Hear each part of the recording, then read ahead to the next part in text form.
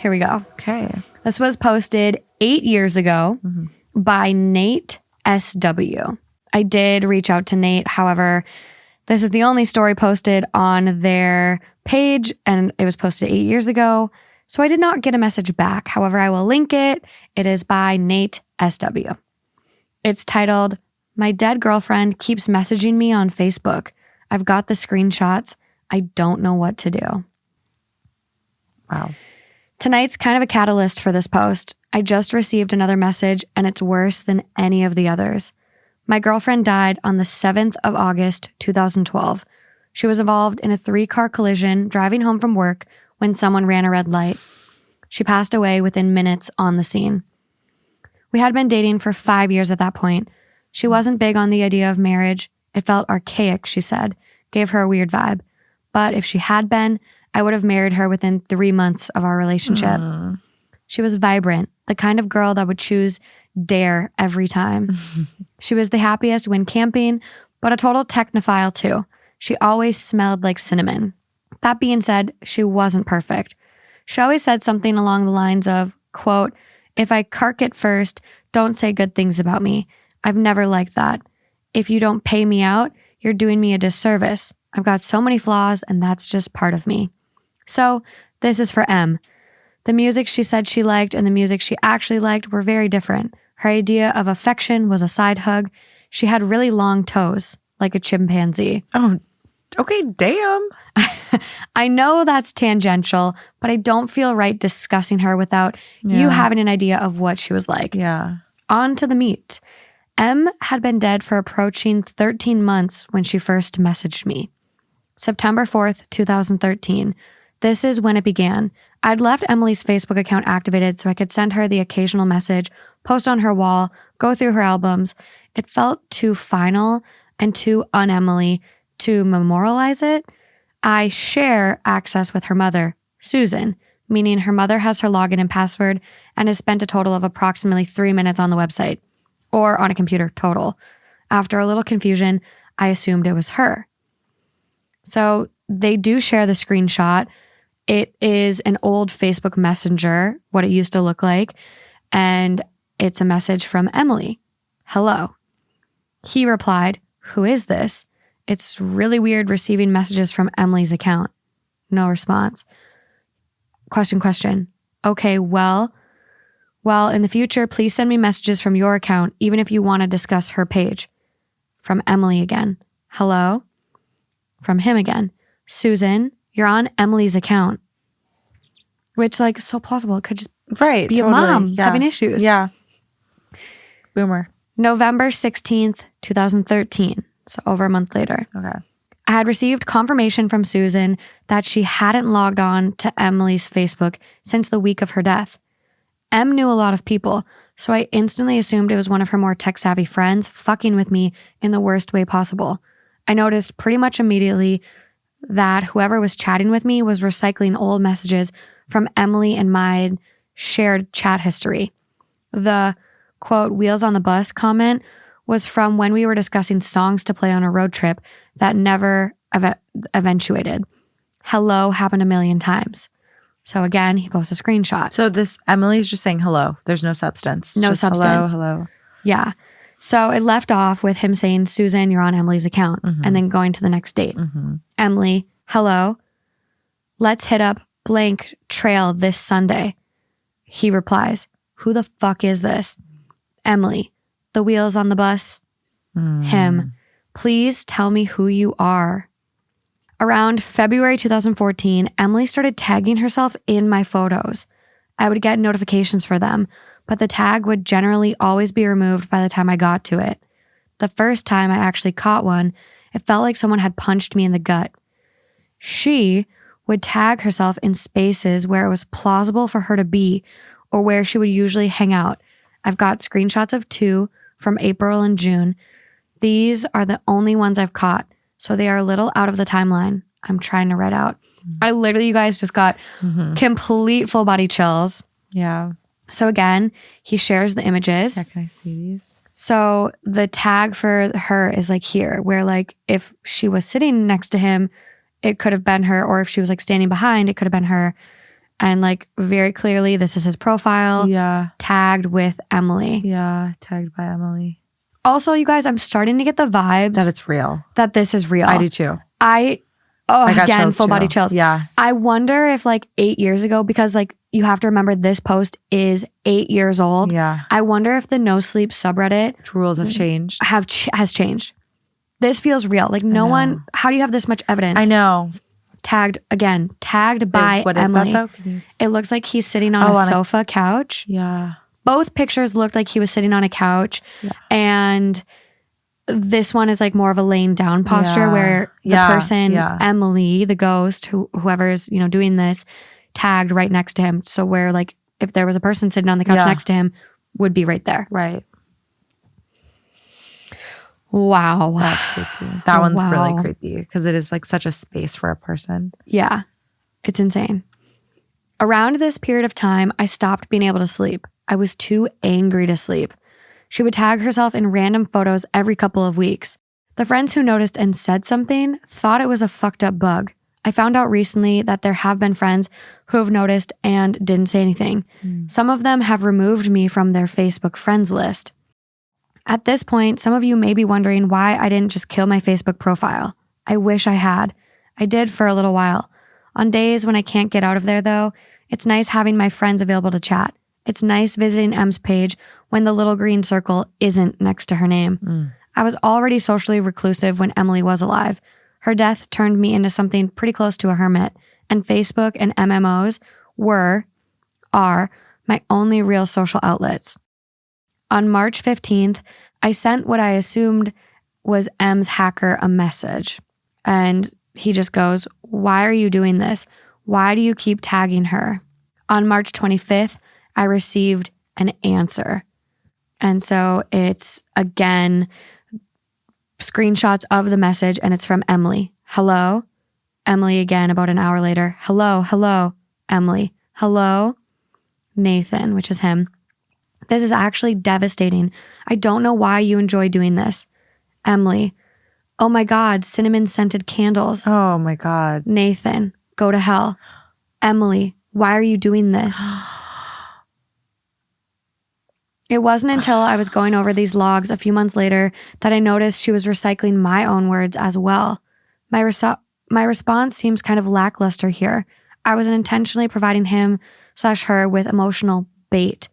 This is actually devastating, to keep them interested in their game. I was working off the assumption that the kind of person to do this would be the kind of person that would thrive on the distress of others. I was posting in tech forums, looking for ways to track this person, contacting Facebook. I needed to keep them around so I could gather evidence. Before anyone asks, yes, I changed the password and all security info countless times. Oh my gosh. At this point, I was like, oh, it could still be the mom, like just not sure how to use technology, but or a hacker, but like after multiple Facebook changes on her account. Yeah. 16th of April, I received this. So it's all from Emily, and it's just like message after message. "We should make our own jam. Jesus fucking Christ, Samantha." Like awkward smiley face. "Nah, different. No chance of passing. No chance of passing. How many ? Garage side door? Side. I. No chance of passing." This is all her? So it's like kind of gibberish? Yeah, so this is what it looks like. It's just kind of like message after message, like kind of like sent in a row. That's so eerie. The fact that it says like no chance of passing 3 times in that whole thing is like very eerie to me. Yeah. This seems like word salad, like all of our conversations so far. It's recycled from previous messages she's sent. 26th of April. Emily, baked beans on toast. I don't know. I just said, "Yo, ask Nathan." Nathan. He responds, "I don't know what's happening. I don't know how you're still doing this. Please stop." Emily, "Please stop. I don't know what's happening. Nathan, I don't know what's happening." I don't like this. I hadn't discovered any leads. Facebook had told me the locations her page had been accessed from, but since her death, they're all places I can account for. My home, my work, her mom's house, etc. My response here wasn't bait. Yo, ask Nathan. Was an in-joke, too lame, worth explaining. But seeing her say it again just absolutely fucking crippled me. My reaction in real life was much less prettier. I'm not expecting my bond back. Her last few messages had started to scare me, but I wouldn't admit it at this point. 8th of May. I don't really have words for this.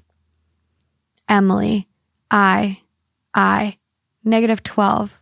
-15. My jumper's in the dryer and it's really cold out. Really cold out. Cold. Nathan, please stop. Cold. Freezing. I don't know what's happening. I don't like this. It's getting so much weirder. Freezing is the first original word she's made. This has given me nightmares that have only started to kick in recently. As in it's not from previous conversations? Yeah, it seems that way. I keep dreaming that she's in an ice cold car, frozen, blue Oh my and gosh. gray. Ugh.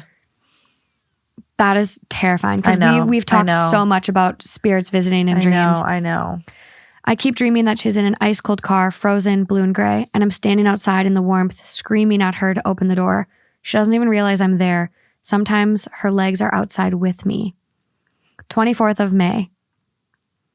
Nathan goes, I'm really drunk. I miss you. Whoever's on this account, I don't give a fuck. I keep coming home from work and expecting to see you at the computer. Shouldn't I be used to that by now? And Emily, just let me walk. I wasn't actually drunk. She wasn't an affectionate girl, and it always embarrassed her to exchange I love yous, cuddle, talk about how much we meant to each other. She was more comfortable with it when I was boozed up.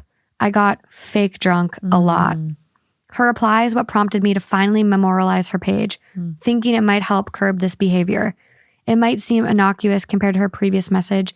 It's posted from an old conversation where I was trying to convince her to let me drive her home from a friend's. In the collision, the dashboard had crushed her. She was severed in a diagonal line from her right hip to midway down her left thigh. One of her legs was found tucked under the back seat. Oh my God. Which, then to get that message, just let me walk. Yeah. Going back in time, 7th of August, 2012. These are logs from the day she died. She was usually home from work by 4:30. This, alongside a couple of voice messages, is the last time I talked to her under the assumption that she was still alive. You'll see why I'm showing you these soon. And so it's messages all from Nathan, Gray Street somewhere. Hey, you on your way home? Emily, when you see this message, please ring me straight away. I rang blank and they said you left at 4. I'm starting to panic. I feel sick in my stomach. Please ring me. And this is all kind of over the course of the first one was at 5:36 p.m. The next one was at 5:44 saying I'm starting to panic. And then this one is at 7:59. Emily, answer your phone. Yesterday, 1st of July, 2014. I memorialized her page a couple of days after I received the message about walking. Until today, she'd been quiet. She wasn't even taking herself in my photos. I don't know what to do anymore. Do I kill her memorial page? What if it is her? I want to puke. I don't know what's happening. I just heard a Facebook alert. I'm too afraid to swap windows and check it. Oh. And then it's a screenshot and it's from Emily. And it goes, hey, you on your way home? Emily, when you see this message, please ring me straight away. Please stop. I rang blank and they said you left at 5. I'm starting to panic. Please stop. Cold. Emily, answer your phone. I don't know what's happening. Cold. And then all caps, freezing. Oh my God. That's Emily all Emily. Oh. So repeating what he had said on the day of her accident, the day of her death. Yeah. But then the freezing, he said, is new and cold. And I think that's something when you see stories about people that have had near death experiences, some people will write I just felt cold. I felt a cold presence. I felt and when people pass too, there is a listener write-in I have where it's from a nurse who was with an ICU patient that was passing. And she said the room got really cold. And you hear that again and again with stories of the paranormal. All of a sudden a cold came over the room. Exactly. And it's just. Or when they do those ghost hunters or whatever, they bring that thermometer and whenever there's like a spirit, the temperature goes down. Yeah. So like when the first time I heard cold, I freaked out. I was like, oh my God. Yeah. I like don't have words. Is that the end of it? That's the end of it. So there's no resolve. Like we don't know what he did with the page. There is, I'll go to the account just to look and see if there were any comments. But this is the only post. That's even creepier. There are some comments from OP. Okay. It's really it's hard to tell what the timeline is because it is 8 years old. But this is from them and they go bold at the top and it's update. I just checked the alert. I heard it as I was compiling and editing the post. This was the message. Oh my God. No, what? Stop. Okay, so it's a picture of, it's like a picture. It's like Emily, the Facebook account, Emily's account sent a picture. In the chat To him. And then it goes freezing. And so it looks like there's two images. I'm getting like more scared to open them. Too. Okay. So that's like the door. It looks like just from the image, from what you can tell, it's a door with a window and it's almost got like a grid, like grate over the door. Like you see as like a security for like people that try to break glass, then you still can't get in. And so OP goes, that's my door. That's my computer. No. It's taken from outside. No. I got the message 3 hours ago, but didn't check it until now. I'm on my tablet in my garage. Zen for now. Going to drive to a friend's. Forgot to open the garage door in my panic, so building up the nerve to get out to do that now. I could never. I'm like terrified. OP, again, there's like a lot of comments that actually like they respond to. And so someone goes, tell her you love her and it's okay to move on. You'll see her soon. Then kill the page and move on with your life. If it's a sick joke, maybe they will realize what they did wasn't funny. If it's something else, maybe she can move on. And OP goes, this is a really good idea and something I've been considering doing on and off. It's just there's this part of my brain that thinks that I might still have the tiniest connection to her, even though every conversation makes my mouth dry and stomach hurt. She's more real to me there than in her columbarium. It's so final. But I agree. I think that's my end game. Edit, I would also piss off or upset several thousand people following it, including close friends that post there at least once a week, which is true. Like others using that as a support page. Someone else comments, you don't need to kill her page. There's a feature on Facebook to turn on two-factor authentication when logging in. Facebook will ask for a secret code, which will be sent to the configured mobile phone. You get to keep the account while preventing others from logging in. But it's clearly like a paranormal login. It seems like that. And so OP does respond, wow, where were you 6 months ago? Thanks so much. I'll do this. Yeah. So I don't know. Like people are again like asking like keep us posted, things like that. The last comment, it doesn't look like it was in reply to something, or if it was deleted. But it goes, I should be scared. I've occasionally opened a heart, just fucked up. It's very not me. She's more real to me in that state. So someone was like, basically, what the fuck is going on? I wanted to check OP's account for an update. OP, please do not be dead. Oh my God. Yeah. Like when you look at the response from OP that I just read, it's very like, you don't even know what it means. It's like very jumbled and hard to read even. Which one? That one? This one is what I just read. And so someone goes, I cracked this shit. All right. So all of that is just clip bits of a comment replies on here. I went through all of it and found all of the pieces. I don't know what any of this may mean, but here it is. Look for the sections with like the underscore dash around it. I should be scared. I've occasionally opened a heart, just fucked up. It's not very me. She's more real to me in that state. I saw her after the accident. I keep getting mental pictures of her in that state, trying desperately to contact me. I don't know if I'm scared because I'm weak or scared because I should be scared. Thank you. There are a few things that get to me though. No one really knows that her legs were shorn off in the accident, but it's possible whoever just got lucky with that comment about walking. I've occasionally opened her chat window and have seen the Emily is typing message. The message usually never comes through though.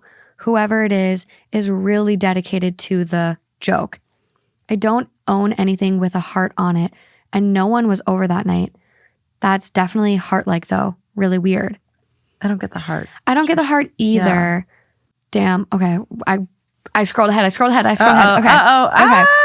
This one has us fucked up. I know. So, really good eyes. I'm not sure. Maybe they just fucked up typing out the right sentence, and this is proof of human hands at play. It was also always a point of contention between us that she got off on full hour earlier than I did, but that seems flimsy. On second thought, the crash was just before 5. There could be something in that. Copies of some of the crash investigation reports are at her mom's, so I might check out the times when I'm over there next. These are all just comments from OP that this person compiled. Yeah.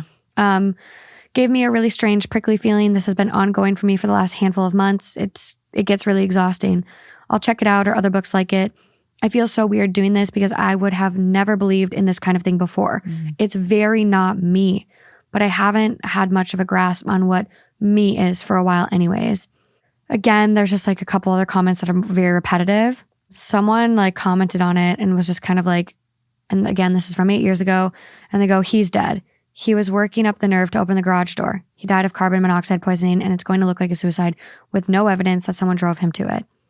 And someone goes, plot twist, he's dead. She's the OP. Oh my God. And then someone goes, very plausible. As I just Googled the date of the car crash and her first name, I found this. No, stop. Yeah. And so I'm like really scared to open I'm the link. scared. Okay. So this is from a comment. It looks like it's from Reddit. I found a website that says updates and additional info. Update. Forum users researched Nathan's story and found an accident report in Australia that matched much of Nathan's description of Emily's accident and the date the accident occurred. Strangely, no mention of a woman named Emily dying in the accident. A man, however, was killed in the accident. Oh my God, stop. His name was Nathan. No! Stop! Yeah, but someone goes, can't find anything to back that up either. So this might be one for everyone to fucking This is such a mind dive fuck. into. But wow. It's such a mind fuck. That should be a movie. I'm like, oh my God, my brain. My brain hurts. Whew.